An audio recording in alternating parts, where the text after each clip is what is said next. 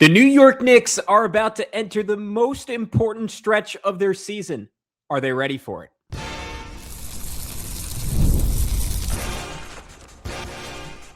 You are Locked On Knicks, your daily New York Knicks podcast, part of the Locked On Podcast Network. Your team every day. You are locked on to the New York Knicks. My name is Gavin Schall. I'm a New York City native and credentialed media member that's been covering this team for nearly a decade. In this Locked On Knicks, your daily podcast on the New York Knicks, giving the most detailed insight on your favorite team 5 days a week. We're part of the Locked On Podcast Network, your team every day. Now the number one sports podcast network in the entire world. On today's show, we are discussing why the upcoming, I actually did not do the math beforehand, so bear with me for a second here. 2, 4, 6, 7 game stretch for the New York Knicks will define their season and their championship hopes. And then I am joined by Camille Davis of the Locked On Bucks podcast to preview Friday's game against the Milwaukee Bucks. And we learn a little bit about what is driving a Milwaukee team that all of a sudden has won 8 of their last 10 games and what the heck is going on in New York with all the inconsistency over here. But before we get into all that, I want to remind you that today's show is brought to you by 5 Hour Energy. Have your cake and drink it too. Birthday cake flavor is back. No fork needed. Vanilla-y, cakey flavor, caffeinated kick, and no sugar. It's party time. Order now at 5hourenergy.com or on Amazon. The 7-game stretch that is ultimately going to define the rest of the Knicks season. They play Milwaukee tonight. They play the Spurs at home on Sunday. Then they travel up north to Toronto to play the Raptors the following Tuesday. Oklahoma City at home Wednesday. At Denver on March 6th. Then they continue further west at the Lakers, at the Clippers, back-to-back days. That is 3 games in 4 nights in total between Denver, LA, and LA. That is 4 games in 6 nights in total when you factor in the Oklahoma City. You could even throw it's a 5 and 7 stretch with the Toronto game, right? This is going to challenge the Knicks physically, mentally, strategically, and we're just going to find out if they have the capacity to elevate against the best teams in the league. We've seen moments when they did that, right? They got the Denver win earlier this year. They've beaten Boston twice. They just had that amazing fourth quarter comeback against the Rockets. There have been the NBA Cup game against the Spurs was a incredible moment that I think, like, if this was college football and you were talking resume points for a potential playoff berth and a potential playoff series, that would arguably be the best win in basketball all season, given the stakes, given how hard both teams were competing, given the fact that I would argue right now the Spurs are behind only the Thunder in terms of championship equity. Well, I think a healthy Denver I'd probably have ahead of them. But in terms of how they're playing at the moment, San Antonio is clearly the second best team in the league. And frankly, given what they've done to the Thunder this year when those two teams have played, they have an argument for being the single best team in the NBA. Detroit and Cleveland recently exposed real flaws in this Knicks team.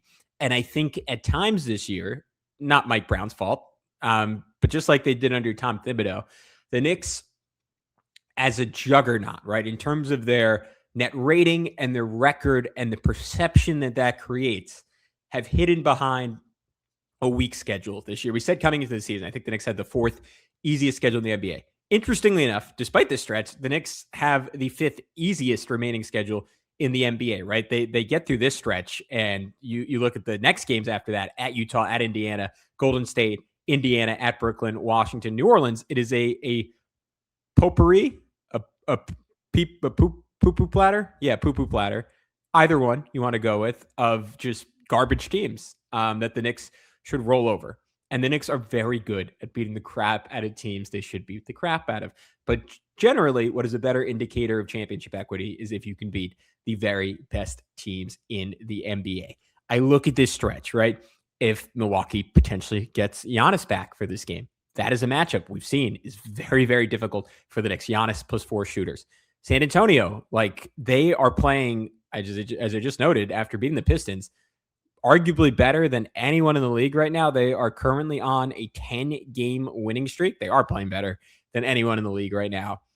And they're confident, and Victor Wembanyama is going to be angry, right? He was grieving the death of his grandma, if I'm remembering correctly, the first time the team played, and then it got hurt the second time the teams played after just killing the Knicks in his minutes on the court. And OG Anunoby was not the answer I and Mike Brown thought it was going to be against him. That is going to be a brutally difficult challenge. And yet, I think the Knicks, from a matchup perspective, especially with Karl-Anthony Towns, to potentially drag Wemby away from the paint, and especially if you go 5 out, make Wemby guard a shooter, I think have the personnel to challenge Victor Wembanyama, but we will see. And then Toronto, who is going to be really determined to show the Knicks that in a potential 4-5 matchup between the two teams, they are not just going to roll over. That is the one bit of good news if Cleveland does jump the Knicks, which I think is probably going to happen. Cleveland actually has an even weaker remaining schedule than the Knicks, and it's by a pretty dramatic margin, right? The Knicks, the cumulative winning percentage of the Knicks' remaining opponents is .488. Cleveland is only one spot back, but theirs is .468. So that is the same difference in that one spot as between the Knicks and the Philadelphia 76ers, who have the 10th hardest remaining schedule in the NBA. That is to say, Cleveland has a cakewalk of a path to close this season. We'll see how much time James Harden misses, but it sounds like he's going to play through that fractured thumb. If that happens, I would think Cleveland jumps the Knicks. It's possible that Boston tumbles even more. They have a much harder remaining schedule, the 9th hardest remaining schedule. We'll see at what point they decide to bring back Jason Tatum, if they do decide to bring back Jason Tatum. But let's just say the Knicks do ultimately fall to 4.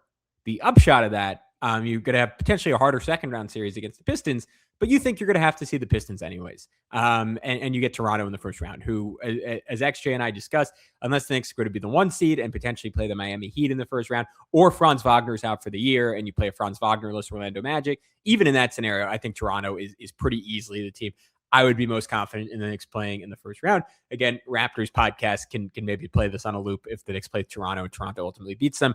That is a team I would love for the New York Knicks to face in the first round. But Toronto, again, is going to try to prove that otherwise.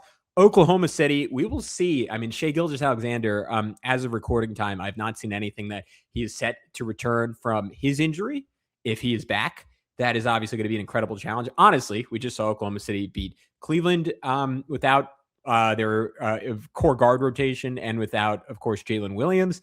And then they give Detroit a pretty good game, basically with only bench players. So they are scary no matter who plays, the ball pressure they apply, their shooting. They are going to be absolutely a threat to New York. And if Shai plays, I mean, that is an opportunity for the Knicks to either have their most important performance of the year or potentially get blown out the building. And I would lean towards the latter outcome, but this is great for those of us who want data, for those of us who want analysis, and for those of us who want Mike Brown, like we wanted Tom Thibodeau, to make a dramatic shift in the types of lineups he's playing. Or we've talked about this a lot recently, so I won't belabor the point. Let's just say you totally disagree with me and you don't have any issue with the lineups that Mike Brown is playing, and you think he's doing everything he can to optimize a highly flawed team.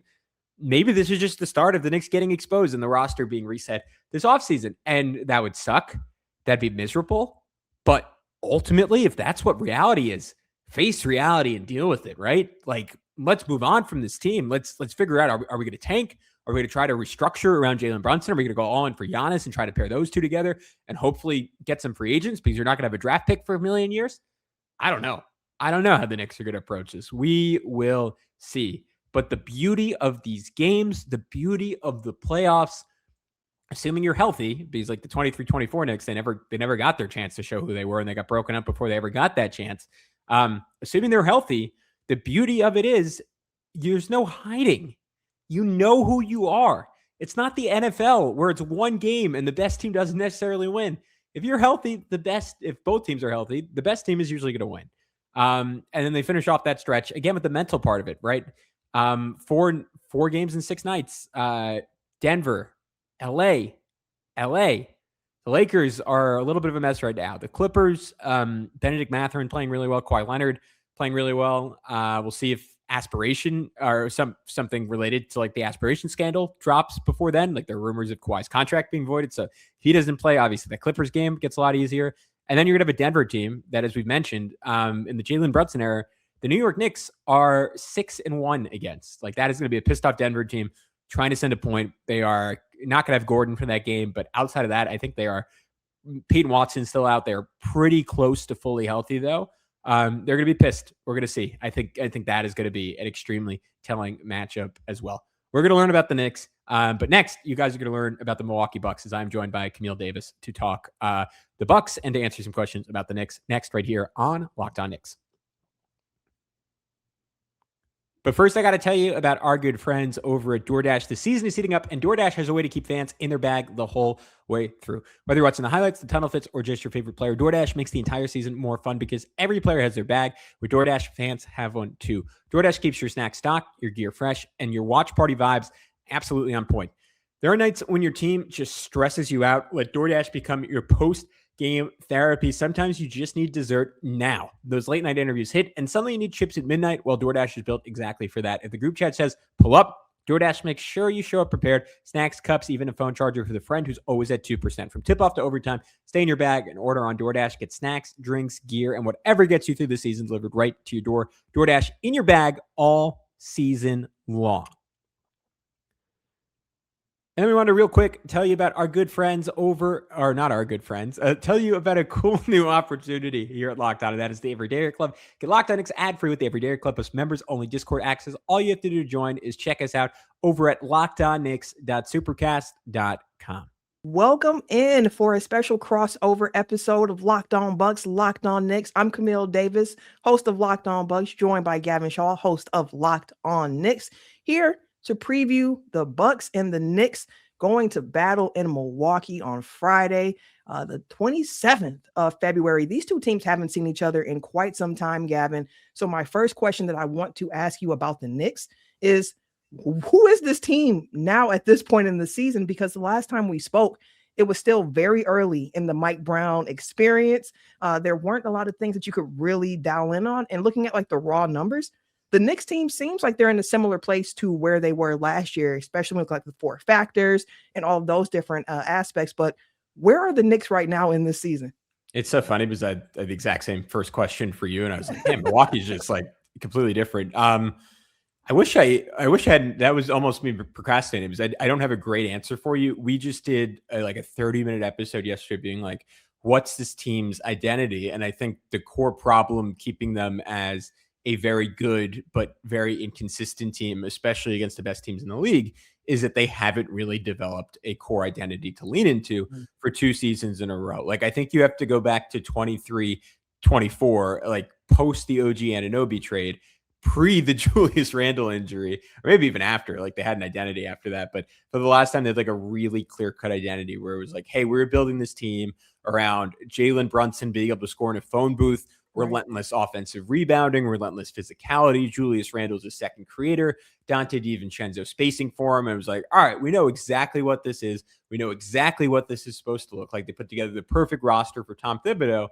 And since then, there have been questions where they trade for Karl Anthony Towns, and it's kind of felt like a square peg in a round hole, only in the sense that like the Knicks didn't really want to adjust to him. And him and Jalen Brunson, which familiar story for Bucks fans, Dame Lillard and Giannis, on paper was like, all right, how do you stop that? Like, at least offensively, defensively, teams know what to do. But offensively, like, is there an answer to that?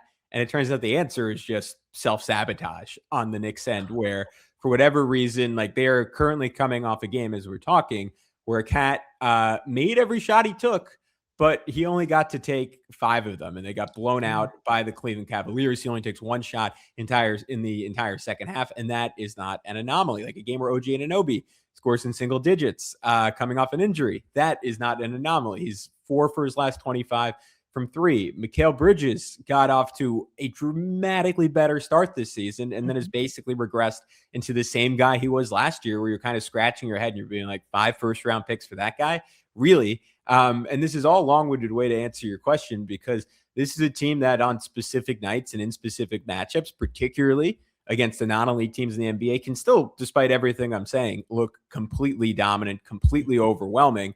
But when they run into specific matchups, when they run into teams that take advantage of the fact that they, at least right now, are generally not wanting to play 5 shooters and can make them feel pain for having Josh Hart out there, they become a fairly easy team to guard. And the best teams in the league can exploit them defensively. I guess we have to find out if the Milwaukee Bucks have the pieces to take advantage of those weaknesses. Yeah, we will see, because as you said, this Bucks team has gone through quite a few different phases, iterations at this point of just the style of play and what you're seeing from them on the court so far this season. This season, there's been a lot less Giannis on the floor than I think anyone would have wanted heading into this season. And at the beginning of the year, when the Bucks were playing without Giannis, it just did not look great. But since the beginning of this month, really after that Celtics game to start the month of February, after that point, this Bucks team has just looked really, really coherent together. And I've said that this team seems like they feel a little bit freer. And that's just my personal observation from the outside looking in post trade deadline, where it's like, hey, all this is settled. We did hear from Bobby Portis himself, who made mention of the fact that seeing that Giannis post, the Wolf of Wall Street quote that he posted on the trade deadline day was kind of unifying for this team going forward. And over the last few weeks, you have seen really big contributions from Kevin Porter Jr., who he is somebody who coming into the season, I said, he's going to be very, very important for this Bucks team. And he's just had some unfortunate injury luck throughout the year. And it still feels like every game he's finding himself on the floor somehow, limping a little bit, but still giving his all. And I just think his play over the last couple of weeks in particular has been outstanding. Like the decision-making has been very quick from PJ. He's been very aggressive in searching for his own shot while also setting up his teammates. It's been a career year for him in assist and field goal percentage. Like he has been just looking really, really good for this team. And another guy who has been part of that has been an old friend of yours, which is Jericho Sims. Jericho Sims over the last few weeks has been a really big positive for this Bucks team. Darvin Ham mentioned when he was the interim coach before the All-Star break that Doc has kind of unleashed the guys and encouraged them to go after more offensive rebounds, which is something that this team had no interest in prior. But Jericho Sims has been somebody, when he's on the floor, he is going for those boards. I've even been impressed sometimes with his playmaking, like on the roll. Quick decision. He'll find the guy in the corner really quick to get them a good open shot. And then Ryan Rollins has been that other guy, like that solid guard for them. For some reason, in Bucks Twitter, Bucks social media, there seems to be like warring factions between Kevin Porter Jr. fans and Ryan Rollins fans. But the reality of the situation is the Bucks need both of those young guards immensely to continue to produce for them to have any chance of continuing to climb out this hole that they've dug themselves in while they're chasing this play-in spot. But to see the Bucks going 8 of 2 over the last 10 without Giannis, it's been really fun. And it's just been nice to get back to watching this team play competitive basketball. It's so funny that I've been box score watching Jericho Sims. And the other night I was like, wait, he had 5 assists. And then you see these other games where he's like 18 rebounds, like 7 offensive. And all I can think is like, and DeLon Wright, to be clear, was really useful for the Knicks after they traded for him last year. So I think in last year's context, I don't know if they regret that.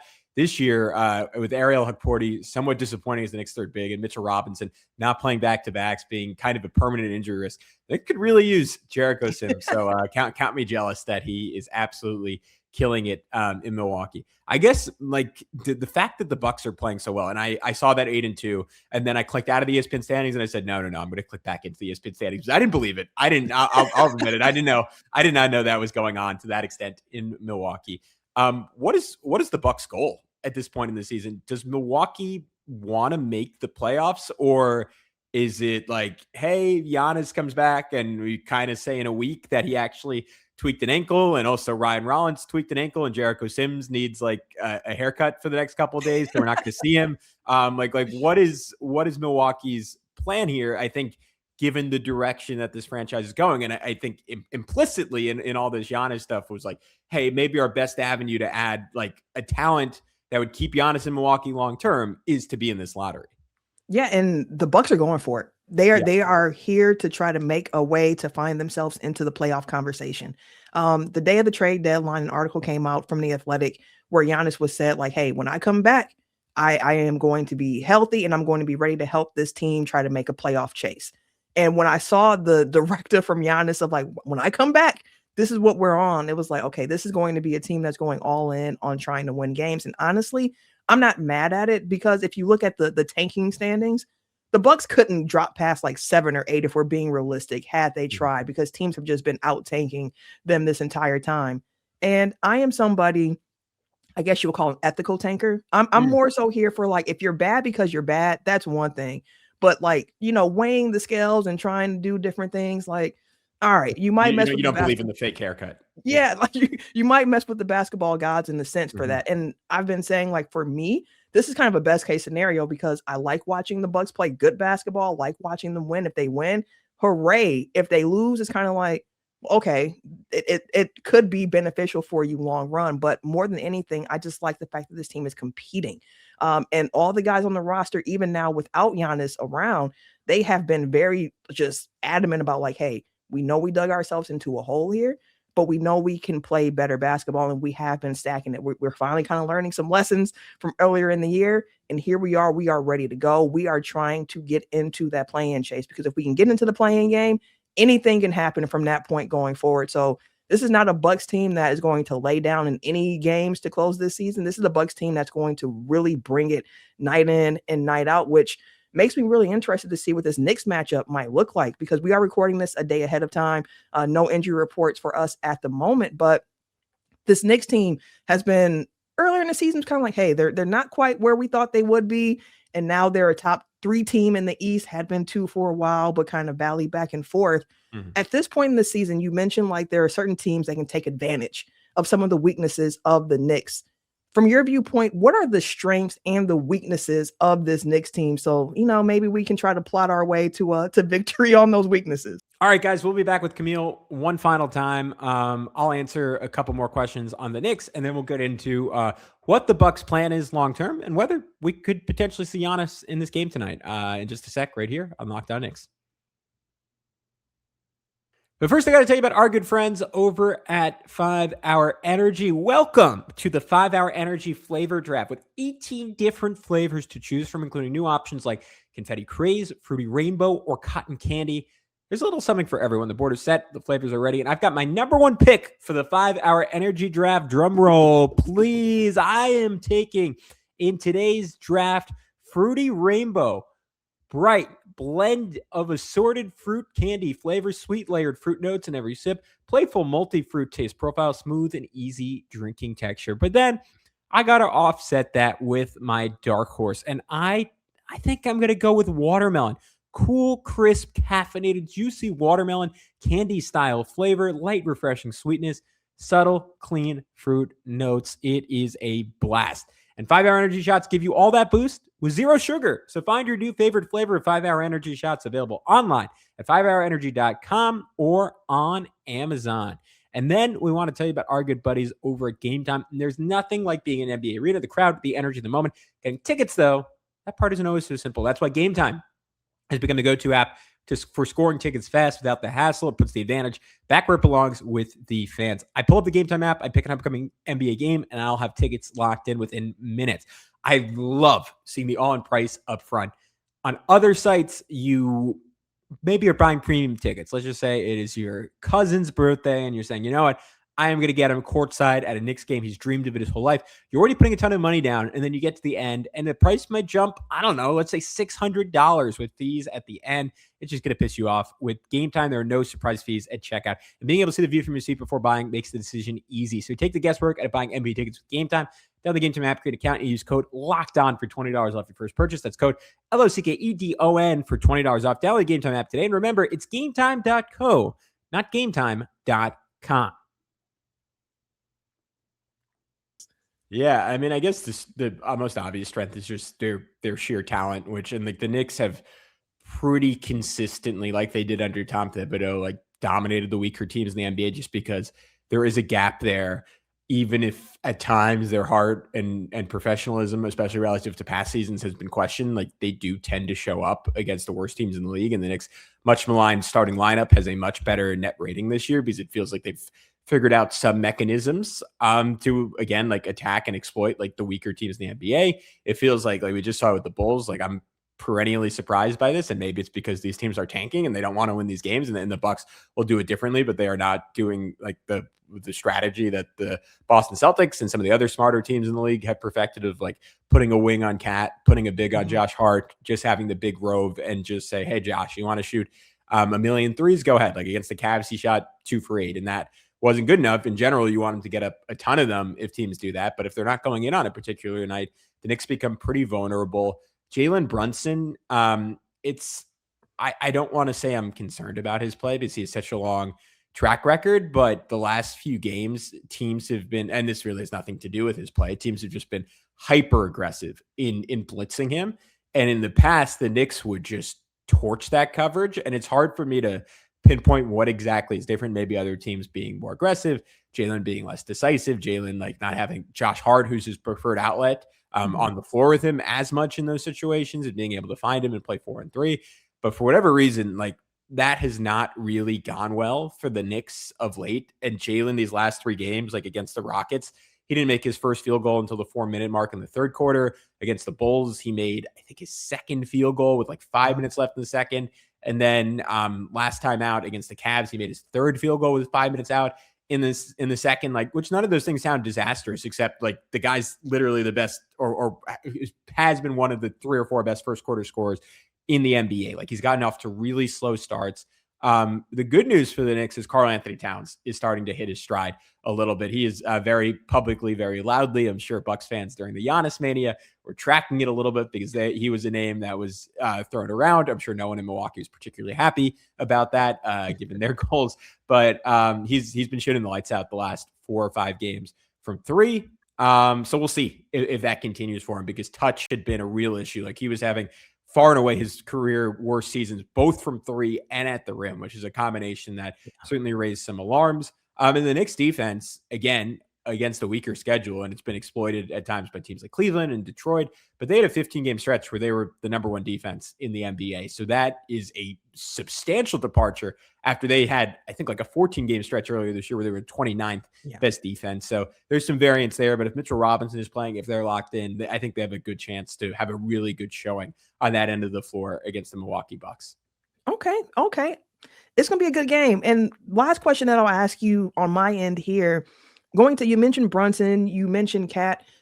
Who are the players to watch in this game, in this matchup against the Bucks, where it could be a Brunson who has been a Bucks killer for quite some time? Karl Anthony Towns last season had a lot more success than he did the last 2 games this season against the Bucks. But is there anyone else on the roster where you're like, hey, Bucks fans, maybe you know about them, or maybe you don't, or maybe you're not paying attention to them, but in this matchup on Friday night, this is someone who you need to pay attention to because they could be an X factor or a swing piece in the game?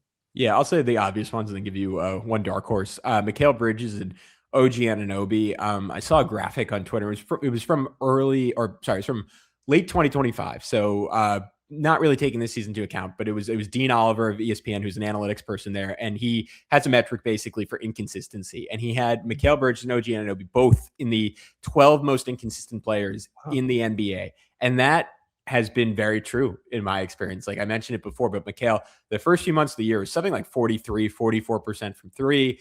And that was after a year where he had all these concerns about his form and his shot. It was like, all right, finally, like he's shooting well. He was playing confident, he had this 10-game stretch of having 2 steals and 2 blocks in every game. He was playing super confident. He was getting out of transition. He was banging threes. It was like, all right, this is everything we wanted from Mikal Bridges. This is awesome. Like he's become like one of the best few role players, quote unquote, in the NBA, and a guy on any given night that could give you 30.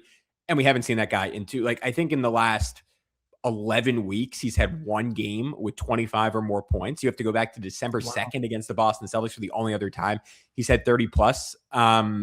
He just has not had those flash games, those ceiling games. And that has really hurt the Knicks, I think, because there's just so little margin for error for Jalen to have an off night or for Cat to have an off night. When you don't have that, remember the fact that like OG Anunoby has been similar. Like I mentioned it before, but he cannot shoot since coming back from a toenail injury, I want to say, which is a very real thing. As someone who lost a very gross, sorry, Bucks fans, a piece of the thumbnail playing basketball this week, I can empathize with OG Anunoby. Not fun, very painful, but he's not the guy he's supposed to be offensively.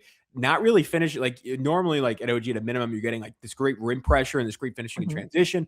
That hasn't really been there. The defensive playmaking from him, which he should be as good at or better than almost anyone in the NBA, hasn't really been there. But if those guys pick Milwaukee as the day they're going to turn it around, I think the Knicks become very, very hard to beat. And then Jose Alvarado, who's also been kind of a swing piece for the Knicks. I love Jose Alvarado. He's so much fun. On the nights he's playing well, like against the Rockets, the Knicks were down 18 early in the fourth quarter, and he basically tilted the game on his axis. He was sprinting around, leaving Amen Thompson wide open, being like, Kevin Durant, you don't want to pass, poking the ball away from him. Then next possession, like reading his pass to the corner, stealing it, pushing the other way, getting a layup, banging threes. Like he's had some runs where he's tilted games, tilted quarters, and then he's had stretches like these last 2 games where he can't seem to shoot the ball at all, and the Knicks really struggle in his minutes. So he's been kind of a topsy-turvy experience for New York so far. If he's on, though, like he has a chance to really tilt games. My last question on your end is, and I apologize for this because I feel like a broken record when we would do these podcasts every few months. I'm going to resist the urge to ask about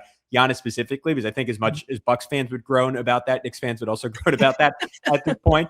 But what do you think, and maybe it's just determined by these final 20 games or so, but like, what is the anticipated direction of the Bucks this offseason? Like, I am so fascinated because they've been calling this limbo. They've been calling this twilight zone for, I guess, a year. Like when they had Dame, the direction was pretty clear cut, but like, is the intention to like trade Giannis and blow it up? Is the intention to be like, we're still like going to fight tooth? Like this guy is like I'll shout out Kareem, but like the greatest player in Bucks history. We're not giving him up without a fight. Like we're going to do everything we can to surround him with talent and hopefully get a good draft pick and see where the cards may lie. Like what is the game plan? I think it's ultimately more of the latter for this Bucks team, where organization, they don't want to, send Giannis away. And everything we've heard from Giannis, he would love to be in Milwaukee himself. He just wants to be on the team that feels like it has a shot to compete. Mm-hmm. And he has said himself, like, I've been around long enough to know what that looks like. So I know when a team has what it takes to be able to make a run at this point. And that's all he wants. He wants that to be in Milwaukee, ideally. And I think the Bucks are going to do whatever they can this summer to try to make that happen. And I think the last 20 or so games right here is a very important evaluation phase for this team of figuring out who on this current roster makes sense to retain, to continue to bring along if we are trying to build this team into a contender with Giannis on the roster. That's why I think someone like Ousmane Dieng is a really interesting guy going forward, because he really is the only wing that the Bucks have with size. I mean, you could point to Kyle Kuzma, but even before the season, the Bucks were saying, like, we think of Kuz actually more as a 4-3 primarily, but more of the 4. So I think for the Bucks, it's kind of like that evaluation of figuring out what works best. But ultimately, the end goal for this team, I would think, is that when October comes around, Giannis puts pen to paper, he signs that extension in Milwaukee, and they continue building the next era of Bucks basketball in this framework. We know without Chris Middleton, without Drew, without Brooke, without Dame, what does this new era Bucks basketball look like with Giannis? And I think that's what they want to try to figure out in this offseason. Especially given the reaction from both Giannis and the Milwaukee Bucks on social media when he was still here post-trade deadline, where I said, I'm not taking my victory lap now. I need to see that extension signed, because the reality is this summer, more teams can offer better things, and Giannis will have time to think about that. So hopefully he comes back to the same video he posted on February 5th saying, like, I'm not going anywhere. I am in Milwaukee. So they're trying to build a winner. We'll see if they're able to do that, but they do have some things to their credit that they can use this offseason. Like, they will have access to 3 draft picks if they want to try to go out there and get someone to bring along with Giannis. So it'll be very curious to see how the Bucks play this offseason. But the end goal, I think, in Milwaukee is to find a way to keep Giannis and to return the Milwaukee Bucks to a team that can contend for a championship. I completely forgot to ask, is there, maybe this will be relevant by the time the show comes out, but is there any chance he plays tomorrow or today by the time people listen to this? Oof. Last we heard from Doc, he said, I don't know. So Doc Rivers always says, I'm only Doc in name, not by practice. I don't know, but he looks good. It feels like he's been close since All-Star break. So maybe it's the Knicks, maybe it's Chicago. My hope is that he just is able to come back before the Bucks actually play the Hawks, given the play-in race that the team is going after, which I believe is the 4th or the 3rd. It's early March that game is, but it feels like it's soon. It could be against the Knicks. It could be against the Bulls on Sunday. We'll just have to kind of wait and see. I mean, the Knicks have seen it. Giannis plus 4 shooters is an incredibly hard cover. So that would make sense when you have a top 3 player in the world. That would make things a lot more difficult on New York. But for Camille, I'm Gavin Schall, and we'll talk to you soon on Locked On Bucks and Locked On Knicks. Absolutely.